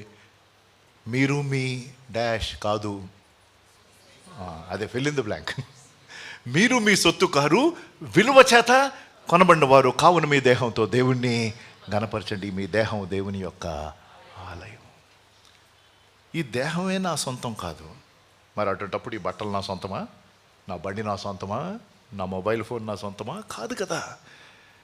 అది నాకు దేవుడిచ్చాడు వాడుకోమని. కాబట్టి మనం ఏదైనా దేవుని మహిమ కోసం వాడాలి, జాగ్రత్త పడాలి. కాబట్టి సమయం తక్కువ, కానీ ఈ సత్యాన్ని గుర్తుపెట్టుకోండి. దేవుడిచ్చిన వాగ్దానాల మీద నేను ఆధారపడితేనే నేను స్వాధీనపరచుకోగలుగుతాను. యెహోషువ విశ్వసించాడు. మోషేకు దేవుడు వాగ్దానం చేశాడు, కానీ మోషే ఈ చక్కని నాయకుడు, నా గురువు వెళ్ళిపోయాడు, ఇప్పుడు ఈ బాధ్యత నా మీద పడింది. యెహోషువ గుర్తుపెట్టుకోవాల్సింది ఒక్కటే, ఏంటంటే మొదటి అధ్యాయంలో, ఇదిగో నువ్వు అడుగుపెట్టు ప్రతి స్థలం నేను నీకు ఇస్తున్నాను, నేను నీకు తోడై ఉంటాను, నిబ్బరం కొరికి ధైర్యంగా వాడు, నువ్వు కుడివైపు కానీ ఎడమవైపు కానీ తిరగొద్దు అని అన్నాడు. ఒక beautiful right at the beginning అండి. If you want to know where the word success is there in the Bible, in English it is there in Joshua chapter 1 verse 8. యెహోషువ గ్రంథం మొదటి అధ్యాయం 8వ వచనంలో నువ్వు వర్ధిల్లుతావు అని ఉంటుంది. ఎప్పుడో తెలుసా? దేవుని యొక్క మాటలకు నువ్వు కట్టుబడి ఉంటే నువ్వు వర్ధిల్లుతావు. చదువుతాను మీకోసం యెహోషువ గ్రంథం మొదటి అధ్యాయము. గబగబా ఇంకొక 3 విషయాలు మనం చూసేసి ముగించుకుంటాం. యెహోషువ గ్రంథము, just give me a minute, మొదటి అధ్యాయం 8వ వచనం. ఈ ధర్మశాస్త్ర గ్రంథమును నీవు బోధింపక తప్పిపోకూడదు. దానిలో వ్రాయబడిన వాటన్నిటి ప్రకారము చేయుట నీవు జాగ్రత్త పడినట్లు దివారాత్రములు దాన్ని ధ్యానించిన ఎడల నీ మార్గమును వర్ధిల్ల చేసుకొని చక్కగా ప్రవర్తించదు. దేవుని యొక్క వాక్యం నువ్వు ఉన్నదున్నట్టుగా అమలుపరచాలి. దేవుడిచ్చిన వాగ్దానాల మీద నువ్వు ఆధారపడ్డావా? సందర్భంలో ఒక్క విషయాన్ని నేను గుర్తు చేసేసి 3వ సూత్రానికి వెళ్ళిపోదాం. యెహోషువతో 12 మంది మోషే నాయకత్వం కింద యోర్దాను యువతలు ఉన్నప్పుడు 12 మందిని వెళ్ళి వేగులవాలిగా కానాను ప్రాంతాన్ని చూడమని మోషే పంపించాడు. ఆ 12లో 2 ఖచ్చితంగా మనం స్వాధీనపరచుకోవచ్చు అన్నారు. ఒకరి పేరు యెహోషువ, నెక్స్ట్ వెరీ గుడ్, క్విజ్లో పాస్ అయ్యారు, రైట్. 10 మంది ఏమో వెళ్ళలేమన్నారు, రైట్. ఫాస్ట్ ఫార్వర్డ్, ఇప్పుడు యెహోషువ, కాలేబు ఉన్నారు. ఎప్పుడైతే ఇజ్రాయేల్ జనాంగం యెహోషువ నాయకత్వం కింద యోర్దాను దాటి అవతలకి వెళ్ళారో, వెళ్ళిన తర్వాత యెహోషువ గ్రంథం 14వ అధ్యాయం చూడనవసరం అవసరం లేదు, నేను చెప్పేసి ముగిస్తాను. కాలేబు, యెహోషువ సందర్భం ఏంటంటే యెహోషువ అన్ని గోత్రముల వారికి భూమిని పంపుతున్నాడు, రైట్. అంతకుముందు 40 సంవత్సరాల క్రితం కాలేబునకు కొండ ప్రాంతమును అలొకేట్ చేశారు. ఇప్పుడు కాలేబు వయసు 14వ అధ్యాయం వచ్చేసరికి 85 సంవత్సరాల యంగ్ పర్సన్. ఏమండి యంగా చెప్పాలి గట్టిగా. బైబిల్లో అప్పుడు కూడా 85 ఓల్డే. కీర్తనలో ఏమని ఉంటుంది, మోషే పెట్టిన కీర్తనలో ఏమని ఉంటుంది, 70 సంవత్సరాలు, గట్టిగా చెప్పాలి. అధిక బలం ఇస్తే 80. కాలేబు 85 సంవత్సరాలు. అయితే పాపం యెహోషువ, మరి యెహోషువతో పాటు ఉన్న మంచి దోస్తు కదా, 40 సంవత్సరాలు అయిపోయింది, కలిసి వెళ్ళారు, యవనస్తులుగా ఉన్నప్పుడు ఆ ప్రాంతానికి వెళ్ళారు, ఇప్పుడు కొంచెం వృద్ధాప్యంకి వచ్చేసారు. కాబట్టి యెహోషువ ఏమంటారు తెలుసా, అరే లేదు నీకు చదువునున్న ప్రాంతమును, మీరు తర్వాత చదువుకోండి. ఎంత బ్యూటిఫుల్ ఉంటుందో తెలుసా. కాలేబు 85 సంవత్సరాల వృద్ధుడైనప్పటికీ దేవుడు నాకు కొండ ప్రాంతమును ఇస్తానని చెప్పాడు, అదే నాకు కావాలన్నాడు. Are you getting the point? దీని అర్థం ఏంటో తెలుసా, ఫిజికల్గా కాలేబునకు శక్తి లేదు, కానీ కాలేబు కొండ ప్రాంతమును కూడా ఈ వయసులో కూడా నేను స్వాధీనపరచుకోలేను, ఎందుకంటే అది నా శక్తి కాదు, దేవుడు వారిచ్చిన వాగ్దానం. అర్థమైందా? ప్రైజ్ ది లార్డ్ చెప్తారా? He depended on the promise of God even though he was physically very old. మీకు అర్థమైందా? ఇది చాలా ప్రాముఖ్యం. దేవుడిచ్చిన వాగ్దానం, నీకు అది వాగ్దానం అయితే దాని మీద నువ్వు ఆధారపడు. సమయం దాటిపోయినా నీ లెక్క ప్రకారం, వయసు వచ్చేసిన నీ లెక్క ప్రకారం దేవుడు నాకు వాగ్దానం చేశాడు, కాబట్టి నేను వాగ్దానాన్ని క్లెయిమ్ చేస్తాను. సో రెండవ సూత్రం, దేవుని వాగ్దానం మీద ఆధారపడు. మూడవ సూత్రం 12వ వచనానికి వెళ్ళిపోదాం. మళ్ళీ 10-11కి వద్దాము. 8వ వచనంలో మొదటి సూత్రం, రివిజన్ టైం మీరు చెప్పండి, ఈ లోపల నేను మంచినీళ్ళు తాగుతా. మొదటి సూత్రం ఏంటి? దేవుని సమకూర్పును ఆశ, desire the provision of God. రెండవది, దేవుని యొక్క వాగ్దానం మీద ఆధారపడు, depend on the promise of God. That is verse 8 and verse 9. Verse 12 is another beautiful principle, delight in God's presence. దేవుని సన్నిధిని ఆనందించుట. దీనికి కొంచెం టైం పడుతుంది, కానీ నేను గబగబా చెప్పేస్తాను. అది 12వ వచనం. 12వ వచనంలో ఒక భాగం, మీరు నది దాటి స్వాధీనపరుచుకున్నట్లు వెళ్ళుచున్న దేశము కొండలు లోయలు గల దేశం. దేవుని యొక్క వాక్యం ఉంటుంది, ఏంటో తెలుసా, ఆయన కొండలకు దేవుడు మాత్రమే కాదు, దేనికి దేవుడు ఆయన లోయలకు. అంటే ఏంటి, ఆయన సన్నిధి కేవలం ఉన్నతమైన శిఖరానుభవాలు ఉన్నప్పుడు కాదు, ఆయన సన్నిధి లోతైన లోయలు ఉన్నప్పుడు కూడా ఉంటుంది. మనం స్వాధీనపరచుకోవాలి, అంతేగా. మనం ఇవాళ అదేనా సందర్భం, నువ్వు వెళ్ళి స్వాధీనపరచుకో, అదే సందర్భం. వెళ్ళి స్వాధీనపరచుకోవాలంటే వాక్యంలో ఉన్న విషయాలు నేను చెప్తున్నాను, నా సొంత విషయాలు నేను చెప్పట్లే, వాక్యం ఉన్నది ఉన్నట్టుగా మీ ముందు పెడుతున్నాను నేను. 5 సూత్రాలు ఉన్నాయి ఈ వాక్యంలో స్వాధీనపరచుకోవడానికి. ఆ 5ంటినే మనం ధ్యానం చేస్తున్నాం. నేను స్వాధీనపరచుకోవాలంటే, ఇజ్రాయెల్ జనాంగముకు దేవుడు చెప్పాడు, నేను స్వాధీనపరచుకోవాలంటే, నువ్వు స్వాధీనపరచుకోవాలంటే, ఇప్పుడు ఆ వాక్యం ధ్యానం చేసి మనం ప్రస్తుతం అన్వయించుకుంటున్నాం. ఇది మనం చెయ్యాలి అంటే దేవుడు అంటున్నాడు, నువ్వు నా సన్నిధిని ఆనందిస్తున్నావా? శిఖరానుభవాలు ఉన్నప్పుడు ఆనందించుట సులువండి. When God gives us mountain top experiences. బైబిల్లో ఒక క్లాసిక్ ఇన్సిడెంట్ ఉందని, ఇన్నర్ సర్కిల్ 12 మంది శిష్యులు, కానీ 3కి దేవుడు ఒక ప్రత్యేకమైన ఆధిక్యతనిచ్చాడు. కొన్ని అనుభవాలు వాళ్ళు 3కే ఉండినాయి, పేతురు, యోహాను, యాకోబు. అందులో ఒక అనుభవం రూపాంతరపు కొండ అనుభవం అంటారు, మౌంట్ ఆఫ్ ట్రాన్స్ఫిగరేషన్. ఆ కొండ మీదకి వెళ్ళారు. యేసు ప్రభు వారి ఎదుట ఏమయ్యాడు? ఆన్సర్ మీకు తెలుసండి, మహిమపరచబడ్డాడు. వెంటనే ఇదిగో పీటర్, ఎక్స్ట్రాలు చెప్పాను కదా, మళ్ళీ వెంటనే 3కి 3 టెంట్లు వేసేద్దాం అంటాడు. మనోడికి వేరే ఇంకేం చెయ్యాలంతే. ఎందుకు? ఎవరు కనిపించారు అక్కడ? ఏలియా, మోషే. వెంటనే 3 వేసేద్దామా, 3 టెంట్లు. దేవుడు అన్నాడు కుదరదు. దాని తర్వాత వాళ్ళు అదృశ్యమైపోయారు, యేసు ఒక్కడే మిగిలిను. బ్రహ్మాండమైన అనుభవం, రైట్? కానీ నెక్స్ట్ దిగి వస్తే పెద్ద సమస్య. ఒక దయ్యం పెట్టిన కుమారుడు కింద దొలుతా ఉన్నాడు. ఆ తండ్రి వచ్చి అంటాడు, మీ శిష్యులతో ఏం చేత కాలేదు, మీకు నీతో ఎంత ఎంత అవమానం అండి, మీకేమైనా చేతనైతే నువ్వు చెయ్యి అంటాడు యేసుప్రభు వారిని. యేసుప్రభు వారు మామూలుడు కాదు. ఆయన ఎప్పుడు ఆయన క్వశ్చన్ అడిగినా ఆయన ఆన్సర్ మళ్ళీ క్వశ్చన్ ఇస్తాడు, మళ్ళీ నెక్స్ట్ క్వశ్చన్ ఉండదు. మీరు ఇది నిజం. మీరు 4 సువార్తలు చదవండి. యేసు ప్రభు వారిని ప్రశ్నించినప్పుడు జవాబు ఎప్పుడు ఆయన ప్రశ్నగానే ఇచ్చాడు. ఆయన జవాబు ప్రశ్నగా ఇవ్వక మళ్ళీ ఎవడు ప్రశ్న వేయలేదు. నీకు చేతనైతే దానికి నేను ఆన్సర్ చెప్పడా, విశ్వసించుడు నీ వల్ల సాధ్యమైతే అన్నాడు. అయిపోయింది స్టోరీ, వెంటనే క్లోజ్ అయిపోయింది స్టోరీ. కానీ అక్కడ గుర్తుపెట్టుకోవాల్సింది ఏంటో తెలుసా, ఆయన కొండ శిఖరం మీద దేవుడైతే లోయలో కూడా దేవుడే. అక్కడ ఆయన సన్నిధి ఉంది, లోయలో కూడా ఆయన సన్నిధి ఉంది. నువ్వు దేవుని సన్నిధిని ఆనందిస్తున్నావా? నేను డైరెక్ట్గా మనం ఎందుకు ఆయన సన్నిధిని ఆనందించలేమో 2-3 విషయాలు చెప్తాను, టైం లేదు కాబట్టి. ప్రాక్టికల్గా, 1, దేవుడి కంటే ఏదైనా ఎక్కువైతే నువ్వు దేవుని సన్నిధిని ఆనందించవు. దానినే బైబిల్ ఏం చెప్పిందో తెలుసా? విగ్రహం. విగ్రహం అంటే ఇంట్లో ఒక స్టాచ్యూ తెచ్చి పెట్టుకోవటం కాదు. దేవుడి కంటే ఎక్కువ ఏదైనా దేవుడు ఏ రీతిగా భావిస్తాడో తెలుసా? అదొక విగ్రహంగా. కొంతమందికి ఉద్యోగం ఎక్కువైపోద్ది. మా దగ్గర ఉన్నారు కొంతమంది యవనస్తులు, జాబ్ రానంతకి అందరూ నన్ను అన్న అనే పిలుస్తారు. అలాగంటాం కన్నా అందరినీ నేను అన్న అనే పిలిపించుకుంటాను.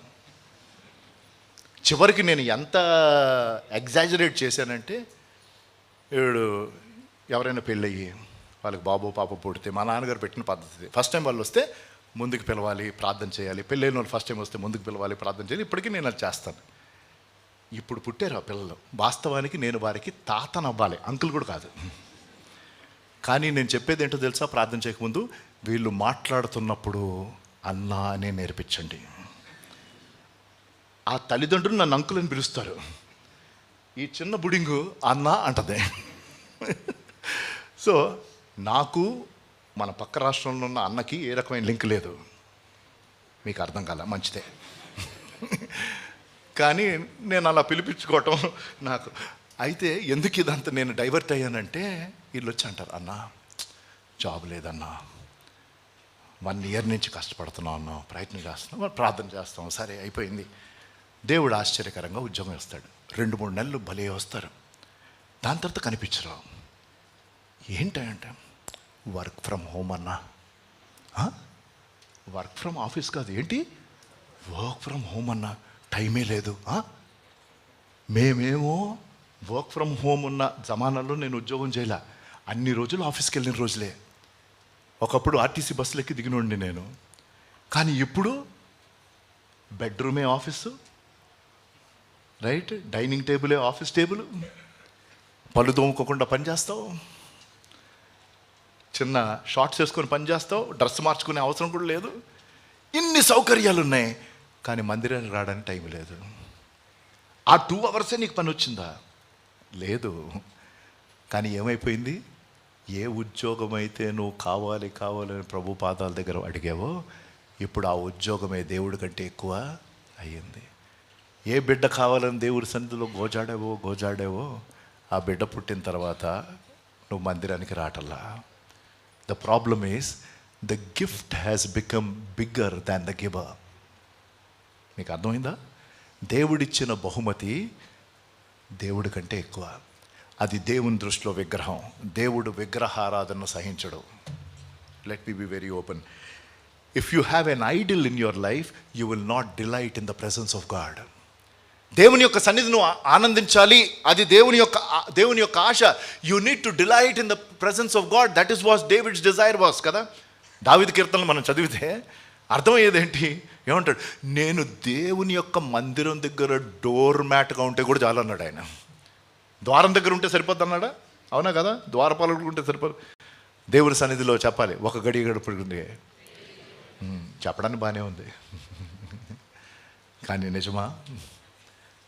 అది ఆలోచించాలి. నువ్వు దేవుని సన్నిధిని ఆనందిస్తే నువ్వు సమయం పట్టించుకో. ఎందుకో తెలుసా? దేవుడి కంటే ఎక్కువ నీ జీవితంలో ఏది లేదు. దేవుడి కంటే ఎక్కువ ఏదైనా అయిందనుకో నువ్వు ఆనందించలేవు. 2వ కారణం ఏంటో తెలుసా ఎందుకు మనం ఆనందించమో? ఈ లోకపు ఆకర్షణ ఎక్కువైపోతే. Lot of people delight or enjoy the distractions of this world. యోహాన్ అంటాడు, తను రాసిన పత్రికల్లో అంటాడు, చూడడానికి టైం లేదు కానీ, ఈ లోకములో ఉన్నదేని నువ్వు ప్రేమించొద్దు అని ఎక్స్ప్లెయిన్ చేశాడు. లోకం అంటే ఏంటో చెప్పాడా లేదా? 3 చెప్పాడు. లోకం అంటే ఏంటి? నేత్రాశ, శరీరాశ, జీవోపడంబం. రైట్? ఈ మూడులో ఏదైనా ఎక్కువైందనుకో, లేకపోతే వాటిల్లో ఏదైనా నువ్వు ఎక్కువ ఆనందిస్తున్నావు అనుకో, దానిని బట్టి నువ్వు దేవుని యందు ఆనందించవు. ఇది కూడా ఒక క్విజ్ క్వశ్చన్. బైబిల్లో ఒక వ్యక్తి నా కళ్ళతో నేను నిబంధన చేసుకున్నా అన్నాడు. Very good. ఎందుకో తెలుసా? ఫస్ట్ ప్రాబ్లం ఇక్కడే. ఇప్పుడు అన్ని వయసుల వాళ్ళు డిస్ట్రాక్ట్ అవుతున్నది ఈ మొబైల్ ఫోన్లో ఉన్న చెత్త. ఎందుకంటే ఇందులో లేనిది లేదు. కొంతమంది వాళ్ళ బండి తీసుకున్నా ఏమనరు, మొబైల్ పట్టుకుంటే కరెంట్ షాక్ వస్తుంది. నా మొబైల్ ఇవ్వనా? ఏమే అందులో ఏముందని నీకు అంత భయం? నా మొబైల్ ఫోన్ పాస్వర్డ్, నా మొబైల్ ఫోన్లో ఉన్న ఏదైనా నా పిల్లలు చూస్తారు, ఎవరైనా చూస్తారు. నేను సండే చర్చ్కి వెళ్ళినప్పుడు అక్కడ ఉన్న వాలంటీర్స్కి ఇచ్చేస్తాను నేను, బాబు మళ్ళీ నాకు సాయంకాలం ఇవ్వండి అని. And anybody can open and see whatever it is. There is nothing I'm scared of that is there in this mobile. Nothing. ఇందులో దాచేదేమీ లేదు. కానీ కొంతమందికి మొబైల్ ఇవ్వడం, అమ్మో, నువ్వు భయపడ్డావంటే ఇందులో ఏదో ఉందన్నమాట. అది ఎవరూ చూడకూడదన్నమాట. కాబట్టే ఇది ఇవ్వవు. టైం లేదు కానీ దయచేసి మీ కళ్ళతో నిబంధన చేసుకోండి. ఏ లైఫ్ అయినా తీసుకోండి మీరు. బైబిల్లో అందరికంటే బలవంతుడు ఎవడు? ప్రాబ్లం ఎక్కడ? సంసోన్ జీవితం 4 చాప్టర్స్, 4. న్యాయాధిపతులు 13, 14, 15, 16. లైఫ్లో 2 సార్లు ప్రార్థన చేశాడు సంసోన్. మీకు తెలుసా? న్యాయాధిపతులు 15, 18, న్యాయాధిపతులు 16, 28. ఒకటేమో దాహం వేస్తుంది, చచ్చిపోతానని ప్రార్థన చేశాడు, నీళ్లు లేకపోతే. రెండోసారి కళ్ళు గుడ్డైపోయి ఉండి, నేను చచ్చిపోతా, వీళ్ళు చచ్చిపోవాలి. దేవుడు బలం ఇచ్చిన దానికా చెప్పండి? ఒక్క మాట చెప్తాను. సంసోను పుట్టక మునిపే సంసోను పట్ల ప్రణాళిక దేవుడు తన తల్లికి చెప్పాడు. ఎంత గొప్ప భాగ్యం అండి! నువ్వు గర్భవతి అవుతావు, కుమారుని కంటావు. 3 షరతులు, 3 కండిషన్స్. హెయిర్ కట్ చేయకూడదు, అవన్నీ మీకు తెలుసు. తర్వాత పర్పస్ చెప్తాడు. ఈ కుమారుడు ఫిలిస్తీయుల చేతిలో నుంచి ఇశ్రాయేలును రక్షిస్తాడు. పుట్టక మునిపే ప్రణాళిక తెలుసు, కానీ నెరవేర్చాడు ఆ ప్రణాళిక. ఏంటి దానికి కారణం? ఒకతిని చూసెను. టైం లేదు, కళ్ళతో నిబంధన చేసుకో. బైబిల్లో అతి కాస్ట్లీయెస్ట్ హెయిర్ కట్ చేసుకున్న మహానుభావుడు ఈ క్యాండిడేటే. అర్థమైందా మీకు? డెలైలో ఒళ్ళో ఎంత వెల చెల్లించాడో హెయిర్ కట్ కోసం. So make a covenant with your eyes that I will not see that which is not right. Because first is you will see, then you will stare, then you will be dragged in, then you will get into addictions. The biggest problem right now across all ages, and you may be surprised if I share you the statistics, above 70% age lo unnavallu, 60% of them are addicted to pornography. Above 70 years age. 19 to 29 years age group lo unna vallu 85% are addicted to pornography. 85%. Why? You are delighting in what is being shown to you, and most of it is actually not true, but it is exciting. వాళ్ళు involve అయిన ప్రక్రియలు చూసి ఇదే నిజం అనుకుంటున్నారు వెర్రి వాళ్ళు. వాస్తవానికి వాళ్ళు ఏం డ్రగ్గులు తీసుకుంటున్నారో అసలు అది ఎంత ఆర్టిఫిషియల్ ఎవరికీ తెలియదు. But Satan understood that I can attract people through their eyes when I infiltrate their minds through pornography. I can stop there. But this is నేను చెప్పిన స్టాటిస్టిక్స్ నిజమండి, నేనేదో కల్పించింది కాదు. అందుకనే జాగ్రత్త. You be careful with your eyes. Learn to delight. The question is, why am I not delighting in the presence of God? Is because something else is giving me pleasure. నాకు వేరే ఏదో తాత్కాలికమైన ఆనందాన్ని ఇస్తుంది కాబట్టి అది చూస్తున్నాను. అది పోనోగ్రఫీ కావచ్చు, ఇంకోటి కావచ్చు. I don't care about what that is. But you are not delighting in the Lord of in the Lord's presence because you are distracted by this world. అదేంటయ్యా అంటే నేత్రాశ, శరీరాశ, జీవపడంబం. 4వ సూత్రం 10వ వచనం, 11వ వచనం, ద్వితీయోపదేశకాండం 11వ అధ్యాయం. Discover the power of God. దేవుని యొక్క శక్తిని అన్వేషించు, లేకపోతే ఆవిష్కరించు.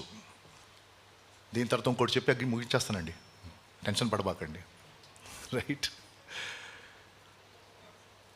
దేవుని యొక్క సమకూర్పును ఏం చేయి? అన్ని అనే అక్షరంతో కనీసం మాట చెప్పండి, నేను సంతోషంగా వెళ్ళిపోతాను. ఆశించాలి. 2వది దేవుని యొక్క వాగ్దానాల మీద ఆధారపడాలి. 3వది దేవుని యొక్క సన్నిధిని ఆనందించాలి. 4వది దేవుని యొక్క శక్తిని ఆవిష్కరించాలి. I must discover the power of God. దేవుని యొక్క శక్తి నీకు నాకు దేవుడు దయచేశాడు, అవునా కదా? మనలో ఉన్నవాడు బయట ఉన్నవాడి కంటే బలవంతుడు. ఏ రోజైతే నువ్వు రక్షింపబడ్డావో పరిశుద్ధాత్మ దేవుడు నీకు అనుగ్రహింపబడ్డాడు. అది వాక్యానుసారం. అది ఆ పరిశుద్ధాత్మ దేవుడు నువ్వు పూర్తిగా ఆయన నిన్ను ప్రతి భాగములో నువ్వు ఆయనకు అనుమతిచ్చి ఆయన నిన్ను ఆవరించులాగున ఆయన ఆదేశం కింద నువ్వు నడిచేలాగా నువ్వు ప్రవర్తిస్తున్నావా, అది వేరేది. కానీ నువ్వు రక్షింపబడితే నీ జీవితంలో పరిశుద్ధాత్మ దేవుడు అనుగ్రహింపబడ్డాడు. కానీ పరిశుద్ధాత్మ దేవుడు నీ జీవితంను పరిపాలించాలి. అందుకనే బైబిల్ గ్రంథకర్తలు ఇన్ డ్వెల్లింగ్, ఇన్ ఫిల్లింగ్ అంటారు. అది ఇంకో పెద్ద subject. God the Holy Spirit indwells in every believer's life. He is resident in every believer's life. కానీ విషయం ఏంటంటే పరిశుద్ధాత్మ దేవుడు నాలో ఉన్నప్పుడు నేను ఆయన శక్తిని ఆవిష్కరిస్తున్నానా, అర్థం చేసుకుంటున్నానా, ఆయన శక్తి మీద నేను ఆధారపడుతున్నానా, ఆయన శక్తికి నేను అప్పగించుకుంటున్నానా, అది ప్రశ్న. అక్కడున్న వచనాలు 10-11 వచనాలు. మీరు స్వాధీనపరచుకొనబో దేశము మీరు బయలుదేరి వచ్చి ఐగుప్తు దేశం వంటిది కాదు. అక్కడ నీవు విత్తనమును విత్తి, ఎవరైనా చదివేస్తారా?